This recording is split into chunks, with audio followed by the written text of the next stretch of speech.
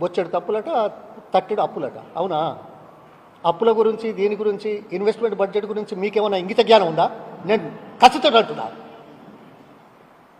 ప్రజలను తప్పుదారి పట్టించేందుకు, ప్రజలను మోసగించేందుకు, ప్రజల దృష్టిని మరల్చేందుకు అసెంబ్లీ వేదికగా చేసి మోసం చేస్తున్నారు. ఎందుకు తెలుసా? ఈ రాష్ట్రం గత 10 సంవత్సరాల్లో తెలంగాణ ఏర్పడిన తర్వాత 29 రాష్ట్రాలు, 6-7 కేంద్రపాలిత ప్రాంతాలు. మన ఆర్థిక స్థితిగతులు ఎట్లా ఉన్నాయి? 29 36, 36 30 రాష్ట్రాల కంటే మెరుగ్గా ఉంది. ఇది వాస్తవం కాదా? చూస్తారా? వస్తారా? చూపెడతాము, అర్థం చేసుకుంటారా? అంతేకాదు, ఈ రాష్ట్ర సంపద ఎక్కడి నుంచి ఎక్కడికి పోయింది?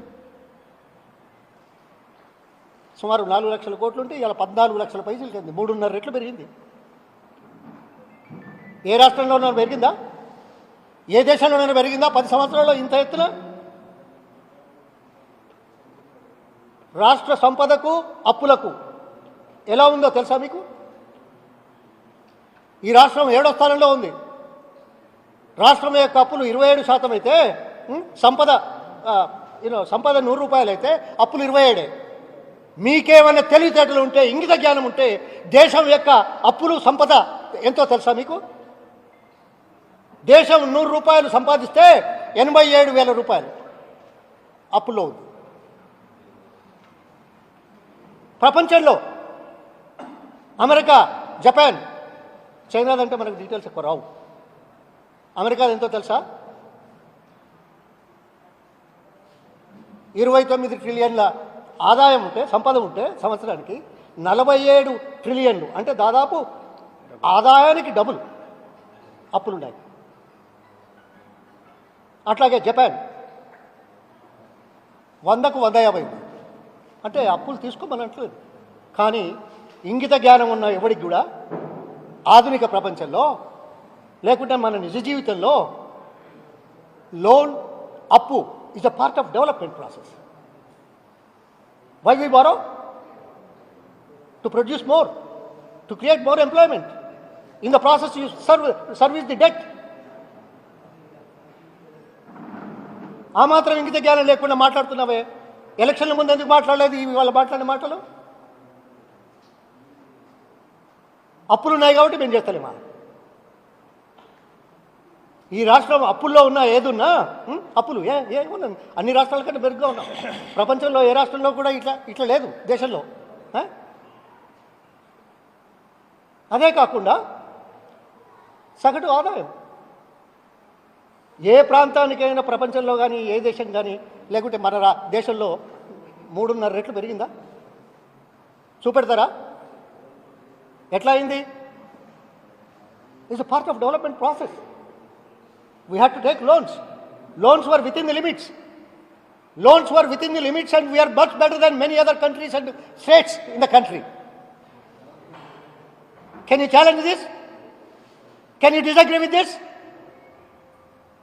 నీకేదో అవకాశం వచ్చింది కాబట్టి, మళ్ళీ మాట్లాడడానికి వీల్లేదు కాబట్టి ఇష్టం ఉన్నట్టు మాట్లాడి ప్రజలను తప్పుదో పట్టించడానిక? నువ్వు చేయలేక, చేసే శక్తి లేక, మేనేజ్ చేయలేక, ఆదాయాలు పెంచుకోలేక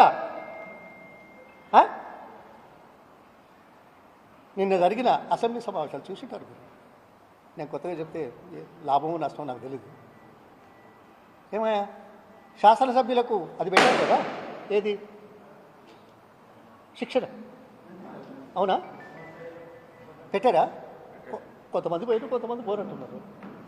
కానీ శిక్షణకు పోయి వచ్చిన శాసనసభ్యులు శాసనసభలో పట్టి ఎట్లా ప్రవర్తించారా? ఓ సీసా శ్రేష్ఠుడు ఓ చెప్పు చూపెట్టులా? ఇదేనా శిక్షణలో మీరు నేర్పింది వాళ్ళకి? అవకాశం ఏంటి? చర్చిద్దామంటేనేమో అవకాశాలు ఇయ్యరు.